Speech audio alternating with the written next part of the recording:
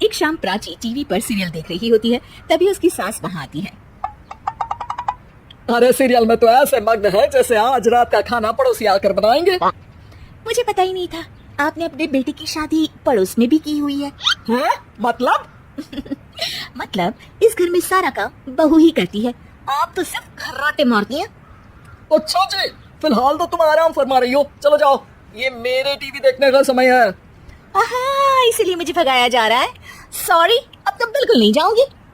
प्राची की इस बात पर दोनों सास बहू के बीच टीवी रिमोट के पीछे बच्चों जैसी छीना झपटी शुरू हो जाती है, जिसके बीच श्लोक भी काम से घर वापस आ जाता है।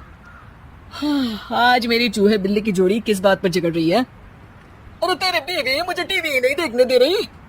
अरे तुम्हारी मम्मी मुझे खाना बनाने के लिए फोर्स कर रही है। अरे वाह, ऐसे बेतुके रीजन पर तो बच्चे भी झगड़ा नहीं करते। अरे मुझे कुछ मत बोल, सब इसने ही शुरू किया है।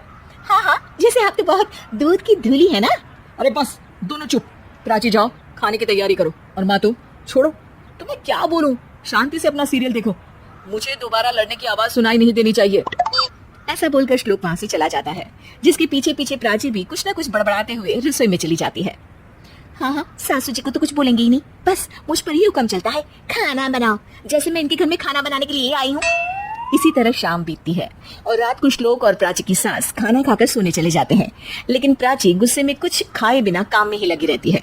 इस घर में किसी को घंटा फिक्र नहीं पड़ता, मैं खाऊं या भूखी रहूं। प्राची कुछ देर के लिए रसोई से बाहर जाती है और जैसे ही वापस आती है तो वहाँ दूध का भरा ग्लास देखकर हैरान रह जाती है। फिक्र पूरी है, बस दिखाना नहीं है।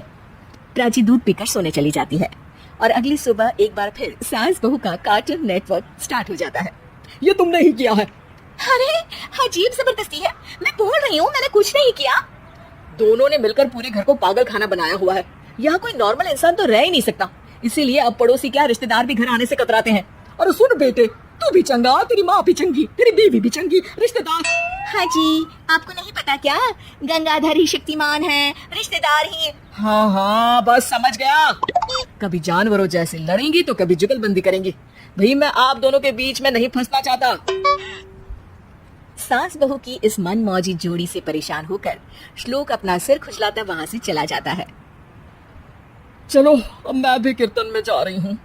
इस पर जैसे ही सास कमरे में अपना पर्स लेने जाती है तो वहाँ नाश्ते की प्लेट रखी देख मुस्कुराने लगती है और नाश्ता करके घर से बाहर निकलते हुए कुछ पैसे टेबल पर रख जाती है, जिसके कुछ देर बाद सिलेंडर वाला घर आता है। ओ मोरी मैया, मैं सिलेंडर के बारे में तो बिल्कुल भूल ही गई थी। घर खर्च के सारे पैसे भी मम्मी के पास है और श्लोक से बोला तो उल्टा 4 बात सुनाएंगे। प्राची ये सोच ही रही होती है कि अचानक उसका चेहरा चमक उठता है और वो घर में आकर इधर उधर देखने लगती है। तभी उसकी नजर टेबल पर रखी पैसों पर पड़ती है, जिन्हें वो सिलेंडर वाले को दे देती है। ये सब श्लोक देख लेता है। अच्छा बेटे, इतना बड़ा घोटाला, सबके सामने मैं तेरी दुश्मन और पीठ पीछे तेरी मेरी यारी। इस पर श्लोक एक प्लान बनाता है और शाम को सब एक साथ बैठे होने पर बोलने लगता है। माँ, तुम दोनों की बहुत लड़ाई होती है, इसलिए मैं सोच रहा हूँ कि प्राची को उसके घर छोड़ाऊं, इससे वो भी खुश रहेगी और तुम भी। अचानक श्लोक की ये बात सुनकर सास बहू शौक से उसकी तरफ देखती हैं। अरे ऐसे कैसे घर छोड़ाओगे, मुझे कहीं नहीं जाना। अरे तुमने बोला नहीं पर मैंने सुन लिया, तुम्हें मम्मी के साथ रहना अच्छा नहीं लगता, मुझे पता है।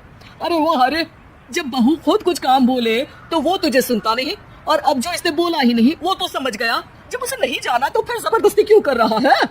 अच्छा, फिर आपको मौसी के घर छोड़ाता हूँ। बस अब आप दोनों एक घर में एक छत के नीचे नहीं रह सकती। मैं इस टॉम एंड जेरी की जोड़ी को और नहीं झेल सकता। हैं? ऐसे कैसे नहीं रह सकते? तुम्हें इतनी दिक्कत है तो तुम्हारा बोरिया बिस्तर पैक कर देती हूँ, लेकिन मम्मी जी कहीं नहीं जाएंगी।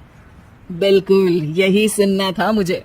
अगर दोनों में इतना ही प्यार है फिर हर वक्त ये लड़ाई का नाटक क्यों करते हो?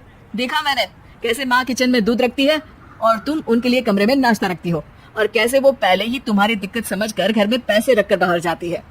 अरे भाई, इतना ड्रामा तो डेली सोप में भी नहीं होता जितना तुम दोनों ने इस घर में फैलाया हुआ है। तू हमें टॉम एंड जेरी बोलता है ना, तो याद कर वो दोनों भी एक दूसरे को बाहर वालों की बुरी नजर से बचाने के लिए हमेशा सबके सामने लड़ते थे, लेकिन अकेले में दिक्कत के समय मदद भी तो करते थे। बस हमारा रिश्ता भी कुछ ऐसा ही है। और वैसे भी अगर सास बहू में तू मैं नहीं होती तो दुनिया वालों को कहानियां कैसे मिलेंगी?